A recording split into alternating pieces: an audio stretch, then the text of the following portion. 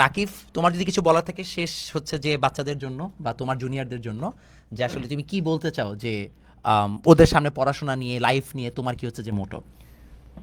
ভাই সবসময় চেষ্টা করবা নিজেকে বেশি এক্সপ্লোর করার, নিজের মধ্যে যে ক্রিয়েটিভিটি আছে, যে হিডেন ট্যালেন্ট আছে, চেষ্টা করবো ওইটাকে পরিশ্রমের দ্বারা বাইরে বের করে আনার, বুঝছো? কজ সবাই তো আর গড গিফটেড ট্যালেন্ট নিয়ে জন্মায় না। কিছু কিছু জিনিস আছে যেটা নিজের পরিশ্রম বা এফোর্ট করার মাধ্যমে আউটকাম দেখাইতে হয় ওইটার। সো এটাই চেষ্টা করবা যে তোমার যে হিডেন ট্যালেন্ট আছে এটা যাতে বাহ্যিকভাবে প্রকাশিত হয়। কজ মেধা, যে মেধাবী ও কিন্তু পরিশ্রম না দিলে ওর মেধার কোনো ভ্যালুই নাই, কজ ওইটার সে আউটকাম দেখাইতে পারে না। বাট যার মেধা নাই, বাট যে পরিশ্রমী, সে কিন্তু ইজিলি ওইটার আউটকাম দেখাইতে পারে। সো এইটা আমার জন্য, সবার জন্য রিকমেন্ডেশন যে সময় কোনোদিন অপচয় করবা না। এইচএসসি লাইফের অন্যতম একটা গুরুত্বপূর্ণ পিরিয়ড।